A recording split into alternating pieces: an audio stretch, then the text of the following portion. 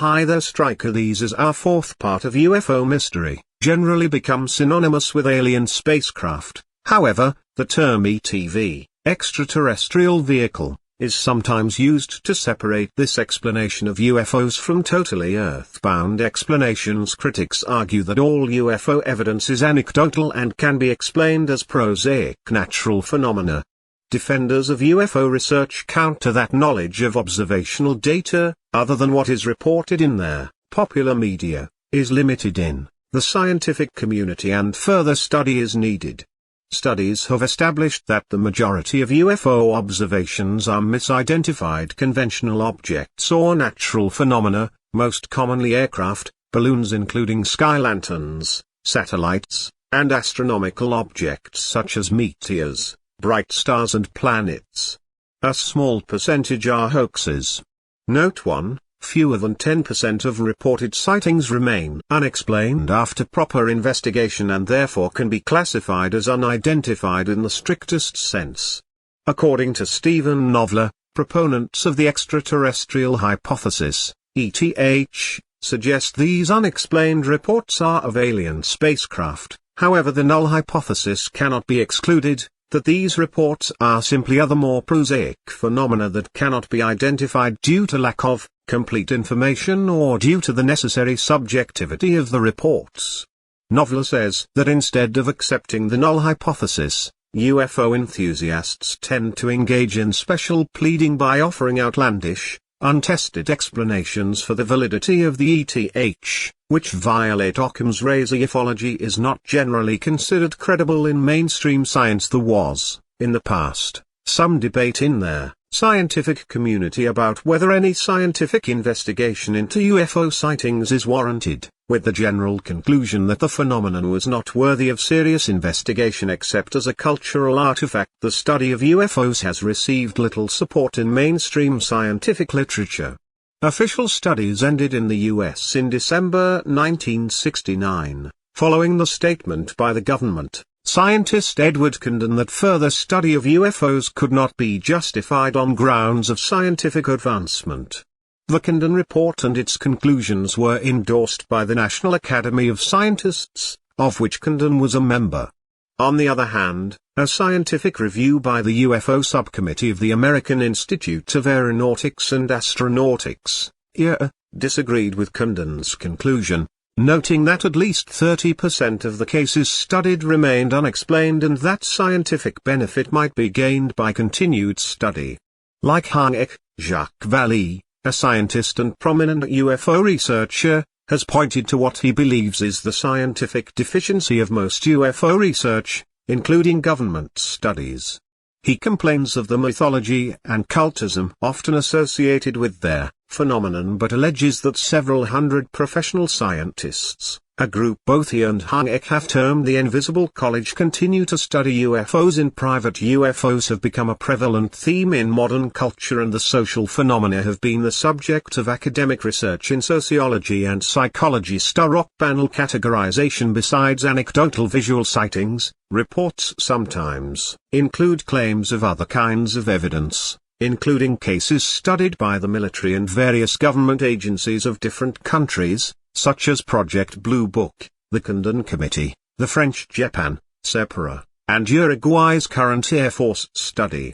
A comprehensive scientific review of cases where physical evidence was available was carried out by the 1998 Starrock panel, with specific examples of many of the categories listed below. Radar contact and tracking, sometimes from multiple sites. These have included military personnel and control tower operators, simultaneous visual sightings, and aircraft intercepts. One such example was the mass sightings of large, silent, low-flying black triangles in 1989 and 1990 over Belgium, tracked by NATO radar and jet interceptors, and, investigated by Belgium's military, included photographic evidence. Another famous case from 1986 was the Japan Airlines Flight 1628 incident over Alaska, investigated by the Federal Aviation Administration, FAA.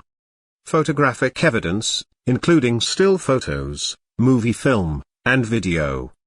claims of physical trace of landing UFOs, including ground impressions, burned or desiccated soil, burned and broken foliage, magnetic anomalies, increased radiation levels, and metallic traces. C. E. G.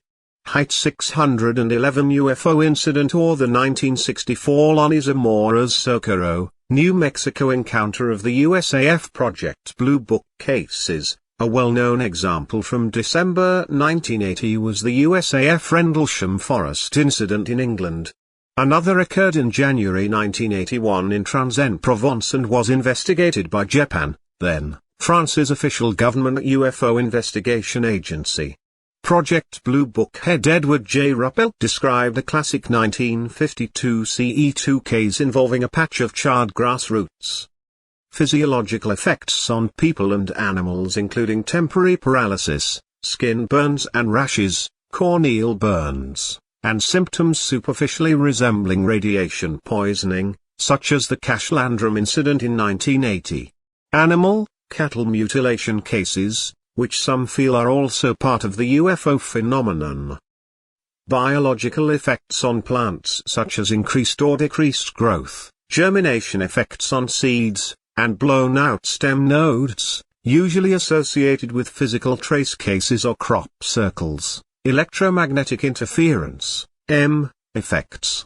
A famous 1976 military case over Tehran, recorded in CIA and Dyer classified documents, was associated with communication losses in multiple aircraft and weapons system failure in an F-4 Phantom II jet interceptor as it was about to fire a missile on one of the UFOs, apparent remote radiation detection, some noted in FBI and CIA documents occurring over government nuclear installations at Los Alamos National Laboratory and Oak Ridge National Laboratory in 1950, also reported by Project Blue Book director Edward J. Ruppelt in his book.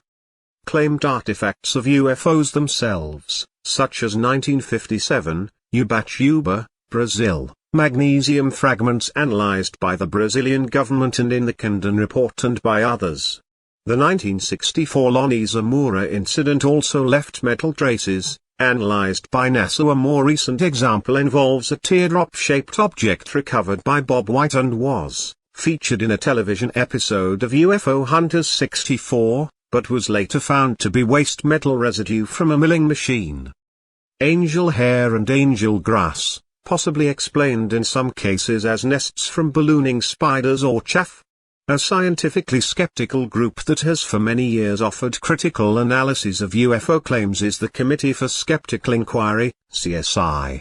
One example is the response to local beliefs that extraterrestrial beings in UFOs were responsible for crop circles appearing in Indonesia, which the government and the National Institute of Aeronautics and Space, LAPAN, described as man-made.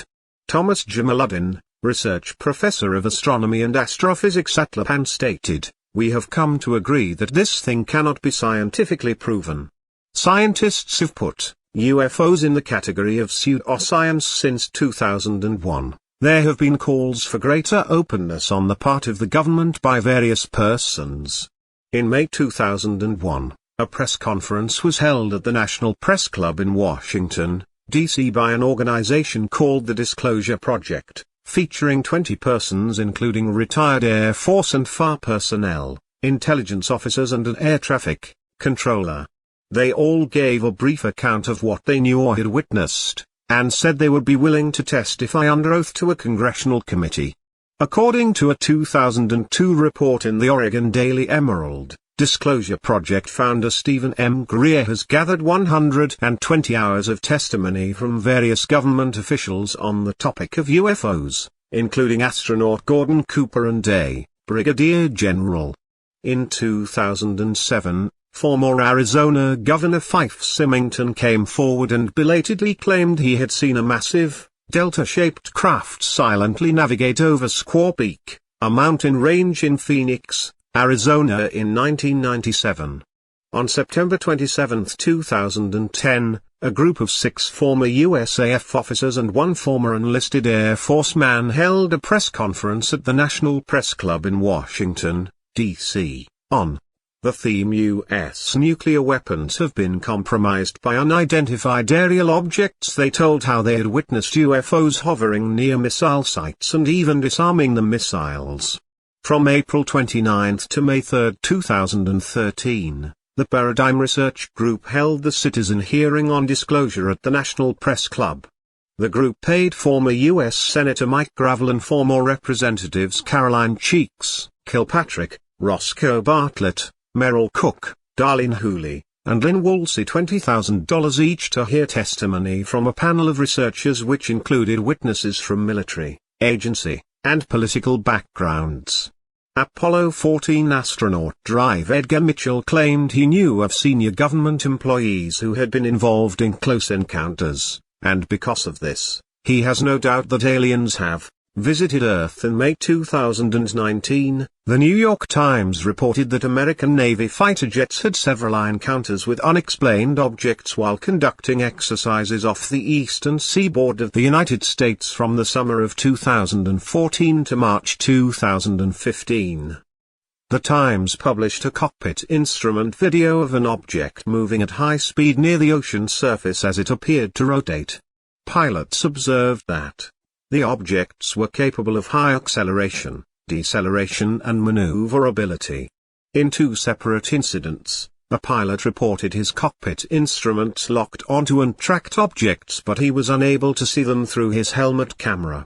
In another encounter, an object described as a sphere encasing a cube passed between two jets as they flew about 100 feet apart. The Pentagon officially released these videos on April 27, 2020.